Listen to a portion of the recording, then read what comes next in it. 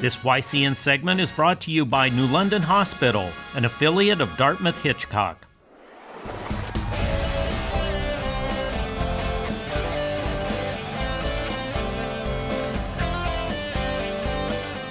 Welcome in, YCN Sports Talk. Jeremy Stout, Rob Taylor. Rob, thanks for joining me today. You're on the rotation. Nice to be back with you. Back in, and we get to talk a lot. Basketball, obviously, opening night, football in full swing, playoffs. So, Rob Taylor, the executive director of the Lebanon Area Chamber.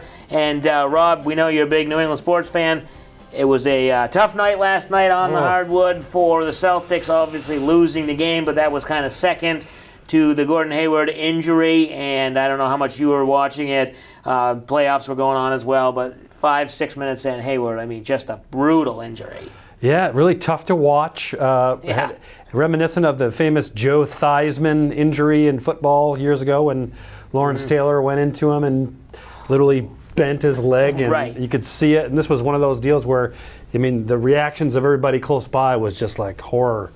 Could see his ankle twisted off. But you could almost feel the entire Celtics nation, feel the wind coming out of the sails. It was a great off season for the Celtics, and boy, this doesn't bode well for us. Losing what's arguably probably our second best, or even maybe our best player for the season. He's going to be gone for the whole year. So. Really sad, and it's going to really, I think, it's going to shake up the playoff picture. I really think so. Yeah, we'll get to that a little bit where we have the teams. We figured it was Cavaliers and then Celtics or some combination, but now Wizards, Raptors, some other teams coming into play, and obviously many people have heard by now. They said it was a dislocated ankle and a fractured tibia.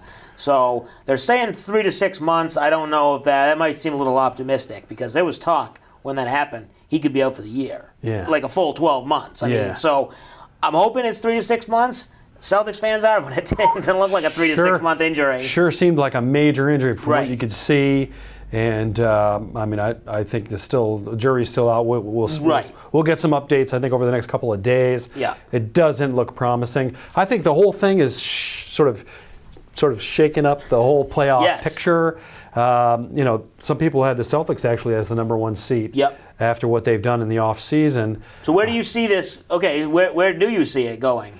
I think how far do they drop, and who comes up to? I mean, now it's pretty much the Cavs. Back to the Cavs. I think we're back to the Cavs as the number 1 seed, and I think it actually puts the Celtics way down. I mean, your NBA roster is so small compared to the NFL that a major injury to some major player, in this case, one of our best, really has the potential to sort of drop us down to where we were maybe a favorite to win the East or at least really compete. I think it's going to be a case of really sort of back to the drawing board. Here's hoping we make the playoffs kind of thing. I really think it's going to be that kind of drastic impact on us. I hate to say that because I was so positive going into the season. So. And a lot of people were. It's been one of the most exciting off seasons. You know, you've been on the show, we've talked, and everyone was really excited, not only with Hayward, but Irving, their draft with Jason Tatum, Jaylen Brown a second year. Horford looked like he put it together in the playoffs last year. He was coming back. This team, you know, I was on the radio with Brett Franklin on his radio show Tuesday, and we were talking. He thought 60 games they could win, maybe. You know, I don't know. Is that down All to bets 50, are off. maybe? I mean, how many games Probably is that more going to likely cost? in the 40s. You know, that's what I'm thinking. And you know what? It's almost better if you can kind of find a silver lining that this happened at the beginning of the season. Now they have the whole season to figure it out. You got Marcus Smart. He's going to come off the bench, or now he's going to start. They've got players who, you're right, the quality they can't replace. I'm not going to pretend to that. But now you have, it's not like it happened 2 weeks before the playoffs. So maybe, here's a juicy nugget for you. Jason Tatum came in last night's game and actually kind of exploded in the second half and really had a great second half, actually, with a double-double.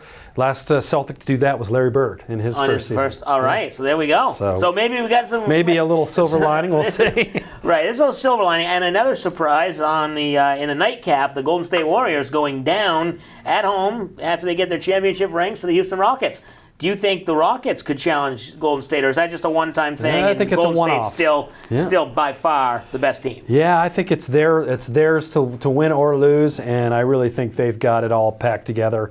One of my complaints, you've heard me say this in the past about the the NBA. This is really a one-team dominant league at this point with them. Right, So. and even in the East now, before it was probably two teams, Celtics and Cavs. Now it's kind of Cavs, and we're on that collision course where it's like Cavs and Warriors for what would be the fourth straight year. Yep. And I mean, they provide entertainment, and it's entertaining finals. But yeah, the rest of the regular season isn't too exciting. That's right. Yeah. So we'll see what happens. The other 81 games for the Celtics, they open up on Wednesday night at home, their home opener. So hopefully they can kind of bring some momentum back in the stadium, get behind them, and win a game here on game number 2. We'll take a break. When we come back, we'll talk some Patriots and some NFL. Patriots holding on, squeaking out a win against the Jets this weekend. Tough task this coming week against the Falcons.